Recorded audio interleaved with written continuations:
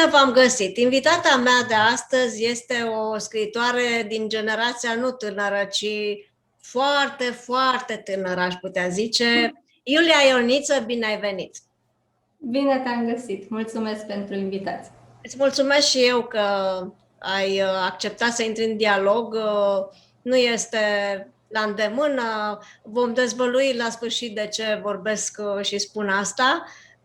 Iulia Ioniță a debutat la vârsta de 17 ani în literatură cu o carte Flori în păr care a făcut furori la vremea respectivă și încă mai face. După 2 ani a fost tradusă în limba germană și a fost distribuită în librările din Austria și Germania. Iată o performanță pentru un tânăr din România, unde noi așa ne plângem că autorii trebuie să se promoveze singuri, că trebuie să aibă un suport foarte, foarte serios ca să poată să reușească, să fie cunoscuți, oricât de bine ar scrie și așa mai departe. Între timp, Iulia a mai scris mai multe cărți care fac parte dintr-o serie și ea ne va spune mai multe, mai ales că de curând i-a apărut și noul volum din această serie. Seria Percepții inconștiente, Ușa de dincolo de viață și ultimul, să zicem așa, cel mai nou, că mie nu-mi place să zic ultimul, că nu e ultimul. Da. Noi scriitorii mai suntem și superstițioși câteodată. Furie mută, dacă nu am greșit. Așa, Da. Iulia, vreau să-mi spui acum, în câteva cuvinte, cum îți descrii tu genul de literatură pe care îl practici?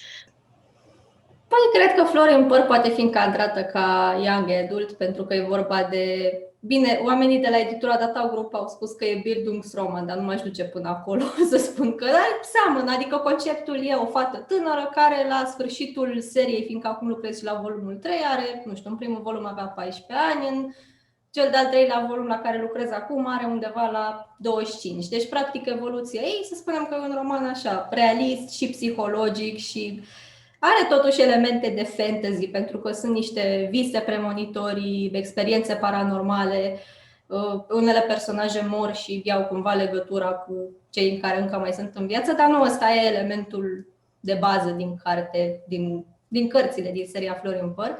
Dar la Percepții inconștiente eu zic că e fantasy, nu-mi place să zic SF, pentru că SF mă duce cu gândul la extraterestri și la planete sau Star Trek în general. Dar cred că am și un mix de realitate în seria Percepții, pentru că chiar dacă e fantasy și e vorba de rai, de iad, de universuri paralele, astea practic sunt concepte din viața reală pe care într-un fel noi le folosim sub formă de metaforă sau despre mintea subconștientă. Adică îmi place să fiu undeva la granița dintre superstiție, cum e scris la începutul romanului Percepții inconștiente, e o listă așa cu toate superstițiile luate din manualul pe care personajele îl studiază la institutul lor de acolo, dar în același timp e și granița dintre știință și superstiție. Lucruri care se explică pentru că practic le trăim, chiar dacă sunt greu de explicat. Eu cred că foarte mulți oameni trec prin astfel de experiențe și cred că de asta au și avut succes cărțile și încă au.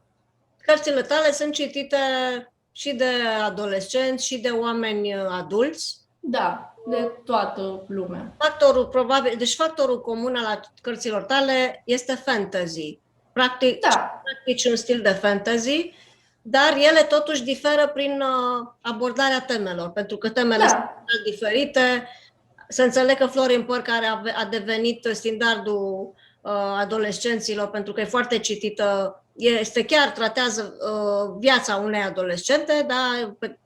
Toate experimentele pe care parcurge ca cum am făcut toți poate la vârsta noastră, într-un fel sau altul, fiecare adaptat timpului său. Sunt experimente care țin de epocă, diferă între epoci.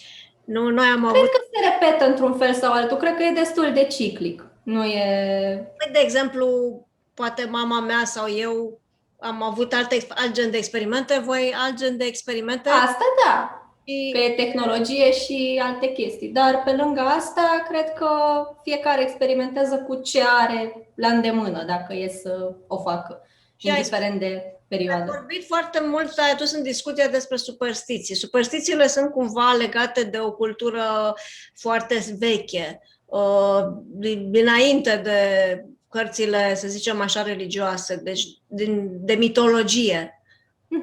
Deci să înțeleg că te pasionează pe mitologia.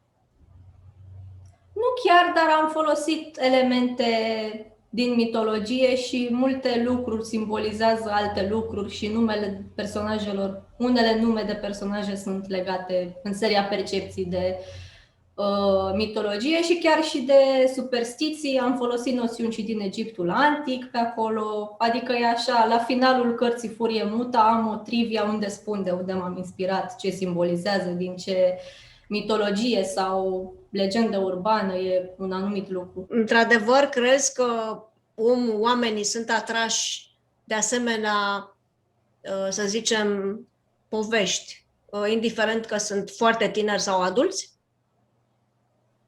Da, sunt atrași de povești și cred că sunt atrași și de ideea de superstiție, chiar dacă la început ne vine să râdem și nu toată lumea bate în lemn când se gândește la vreo prostie sau ceva. Cred că oamenii sunt efectiv atrași de lucruri imposibil de explicat, lucruri care se explică doar prin a le trăi la rândul tău. Ele nu le poți descrie la prezent ca într-o lucrare de licență sau în termeni foarte științifici sau foarte coerenți sau într-un context foarte realist. Dar dacă le pui într-o poveste și acele personaje sunt într-o lume care aparține de acele lucruri, de acele superstiții, totul devine mult mai plauzibil. Dar basmele și poveștile sunt foarte diferite. Exact. Adică ceea ce tu ai ascultat când erai mică, poveștile pe care le-ai ascultat tu când erai mică, sunt foarte diferite de poveștile pe care le ascultă copiii de azi. Da, dar eu cred că se repetă anumite motive și anumite teme din acele povești. Că și basmele, în fond, au la bază numerologie, superstiție, lupta dintre bine și rău. Parcă mi-a zis cineva, nu mai știu, într-o recenzie, la Ușa de dincolo de viață, a zis că e un basm gotic și mi-a plăcut foarte mult abordarea pentru că, da, într-un fel istoria se repetă, dar diferit și oamenii sunt atrași de același lucruri prin natura lor. Eu asta cred. Deci ambalajul diferă. Practic, conținutul conține aceleași simboluri, aceleași valori. Eu cred că simbolurile se repetă. În multe cărți, în multe filme, sunt aceleași simboluri, dar spuse altfel și puse în alt context. Păi și la noi a venit acest curent în România. Vedem în vânzările editurilor de carte, în topuri, predomină inclusiv traducerile, mai puțin autori români, că nu prea sunt autori români de gen, foarte cunoscuți, predomină cărțile astea, fantasy, dark. Cum îți explici atracția, mai ales a tinerilor? Totuși, e ciudat. Eu de multe ori când aveam o emoție negativă încercam să o transpun într-un personaj din Percepții, cel mai mult. Adică, de exemplu, nu știu, demonii cu care se luptă ea sau, nu știu, eu aveam o supărare, un demon interior, în carte îl transpuneam ca un demon real, cu colți, cu ochii roșii, care vine și cu care ea trebuie să se lupte ca să treacă de un anumit obstacol. Și cred că a face o metaforă din ceva și a-i crea o replică într-o lume ireală, sub o altă formă, atrage publicul foarte mult și nu doar că atrage publicul, dar oamenii se regăsesc. Și eu asta am zis mereu, că sunt mulțumită și dacă m-ar citi 10 oameni, dacă ăia 10 oameni înțeleg și nu se simt atrași doar de copertă sau doar de că-i numele meu acolo sau nu, oameni care înțeleg foarte bine, dar înțeleg prin prisma lor. Ei nu trebuie să știe neapărat prin ce am trecut eu sau de ce am scris chestia aia, ci să creeze ei singur un nou sens, să-i miște într-un fel sau altul Oamenii povestea. au nevoie, practic, să li se furnizeze povești în care nu doar să se regăsească, ci să-și poată proiecta ei Exact. propriul lor viitor, să spunem, sau Exact. plan anume. Și Așa e și în Percepție. De exemplu, Lumea dintre lumi se numește Eternium și acolo orice e posibil. Și mi-au spus foarte mulți oameni că le-a plăcut chestia asta. E ca un fel de hologramă a lumii noastre, alb-negru, care arată în straturi tot ce a fost acolo până atunci. De exemplu, se duce cineva la primăria din lumea aia, Dar în loc de primărie e o bibliotecă. Sau dacă ei se gândesc și știu ce a fost acolo acum 30 de ani, își pun în minte chestia aia, un muzeu. Apare muzeul ăla în fața lor. Bun, dar Și mi s-a părut. să zicem, în literatură, cărțile care conțin foarte multe elemente horror, totuși nu putem aici vorbi de o morbiditate, e normal să fie... Nu, eu cred că e controlată această morbiditate, pentru că atunci când te sperie prea mult, poți să lași cartea din mână sau dacă te uiți la un film de groază, poți să pui pauză la film. Dar dacă cineva în viața reală, să zicem, se confruntă cu ceva paranormal și extrem de agresiv, atunci da, omul e speriat, dar atâta timp cât poate controla chestia aia și cât îl poate face să simtă anumite trăiri prin faptul că acea scenă horror dintr-o carte sau se leagă de o poveste Întâlnește a anumit unui personaj. Exact. Da, de adrenalină sau de, eu știu, spaima aceea pe care tu spui că o putem controla și așa și este. Spune-mi, Iulia, dar atunci în școală de ce nu se predau asemenea, de ce nu se recomandă asemenea literatură? Dacă este atât de... Dar e genul ăsta de literatură. E Bacovia, care e foarte dark și mie îmi place foarte mult. Arghezi, la fel, are niște poezii foarte întunecate și foarte ciudate. Ultima noapte mi s-a părut tot așa. Mi s-a părut un roman destul de gotic și destul de trist. Adică, se întâmplă niște lucruri acolo. Dar în acele vremuri oamenii nu scriau romane în genul ăla. Adică noi trebuie să ne gândim că erau niște scriitori care scriau la fel ca și noi trăirile lor, ce le trecea lor prin minte, poveștile care nu-i lăsau pe ei să doarmă noaptea. Ei le puneau pe hârtie și după foarte mulți ani s-a nimerit săracii să fie predați în școală. Adică nu... Fiecare literatură cred că are curentul ei și în romanele din școală foarte multe seamănă între ele. Sunt niște asemănări și niște teme și niște motive pe care toți le-am învățat, care se repetă în povești, pentru că probabil acela era trendul de atunci și după cum mulți știm, programa școlară nu prea evoluează, așa că ei au rămas blocați acolo. Nu au apucat să actualizeze programa cu modul în care s-a actualizat în continuu piața de carte, chiar și internațională, dacă ar fi să vorbim de literatură universală. Am văzut, apropo de ce vorbeam mai înainte cu apetența oamenilor pentru horror, pentru spaimă, că tu acum derulezi o serie de povești paranormale și horror pe canalul tău de YouTube. Da. Spunem că ești o youtuberiță foarte cunoscută, ai o comunitate imensă de zeci de mii de followers, nu știu cine stă n-am mai cuantificat. Ai comentarii, sute de comentarii la câte un filmuleț.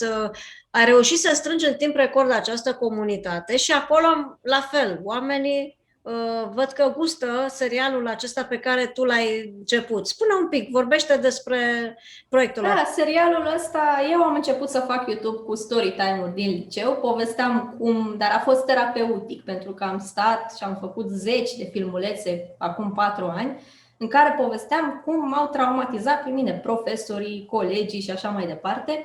Eu l-am lăsat acolo, mi-am văzut de viața mea și după un timp au început să explodeze acele videoclipuri și eu nu știam că se va întâmpla asta. Și am început să țin comunitatea asta cu mine prin tot felul de clipulețe, tutoriale de make-up, dar apoi m-am gândit să am văzut la cineva în străinătate, nu mai știu la cine, un episod care se numea Vă citesc poveștile de groază în engleză. Și subscriberii tipei i-au trimis ei poveștile lor de groază și ea le citea și mi s-a părut atât de tare, asta cu ani în urmă și am zis ok, vreau și eu să fac asta. Și de acolo a explodat un pic chestia asta pentru că oamenii au început să-mi ceară doar asta. Le plăcea foarte mult modul în care eu citesc, în care eu redau, în care îmi schimb intonația și citesc poveștile de groază. După multe pauze de YouTube, am zis să revin cu chestia asta pentru că tot așa, eu am fost inactivă, cred că 7 sau 8 luni, timp în care toți voiau storytime și povești de groază. Și am zis de ce să nu fac asta. Și oricum sunt pasionată de subiect. Foarte mulți oameni de pe YouTube mi-au cumpărat cărțile. Eu prin comunitatea mea de YouTube mi-am făcut un boom în comunitatea de cititori. Și mulți citindu-mi cărțile Percepții inconștiente, care sunt horror și creepy și așa, cred că ăsta e motivul. Faptul că oamenii știau că eu scriu cărți horror și voiau să mă audă recitând și altfel de povești.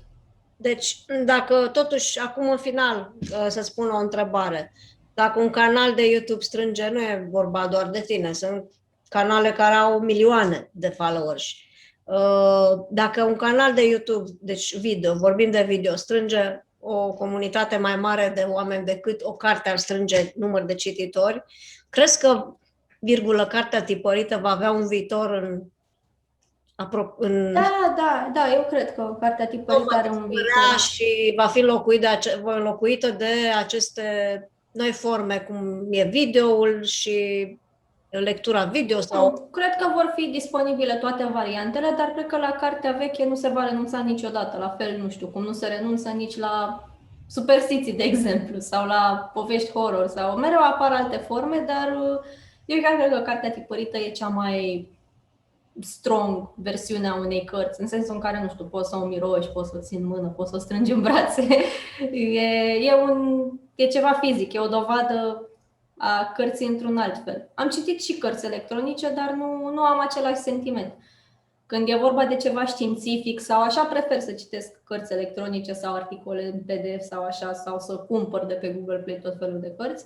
Dar, nu știu, când vine vorba de povești, de beletristică, prefer cărțile tipărite, nu știu, e un alt sentiment pentru mine, cel puțin. Acum fiecare e cu preferințele lui, dar cred că are viitor cartea tipărită. Iulia, îți mulțumesc pentru acest dialog.